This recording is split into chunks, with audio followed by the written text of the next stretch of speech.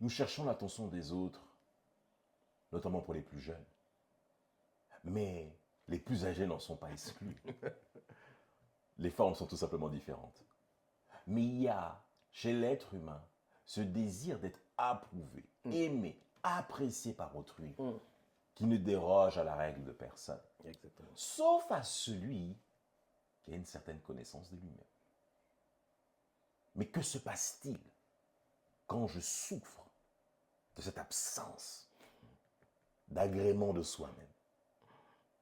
Bon nombre de personnes ne le voient pas comme étant une urgence, en fait. Sauf quand les cas dysfonctionnels commencent à apparaître. La problématique est la suivante. Pourquoi est-il si important de se connaître et de s'aimer pour ne plus manipuler qui que ce soit? Oh my goodness. Car la manipulation est sensible. René, as-tu les premiers éléments avant que nous allons plus loin? C'est un très bon sujet en fait, parce que la problématique d'être aimé touche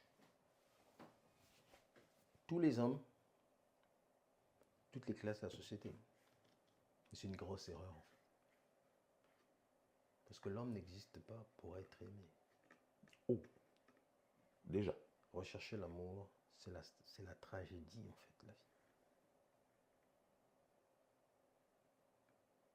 L'homme n'existe pas pour être aimé. L'homme existe pour se connaître et s'aimer soi-même. L'amour de soi est le soleil, est l'air, est l'eau. Là, j'ai tout pris. L'air, l'eau, le feu, le feu, le soleil. De la vie, en fait. Le problème des hommes n'est pas que ils ne sont pas aimés. Leur vrai problème, ils ne se connaissent pas. Donc le manque, la connaissance de soi va s'exprimer par un besoin d'être aimé. Parce que la connaissance de soi t'emmène à t'aimer. Quand tu t'aimes, t'aimes les autres. Et les autres vont t'aimer en retour. Quand tu t'aimes, tu aimes les autres. Mais que se passe-t-il quand je fais du mal à l'autre alors? Quand je fais du mal à l'autre, ça révèle juste mon manque d'amour de soi. Il y a de la haine en moi. Ok? Et je le manifeste à l'extérieur.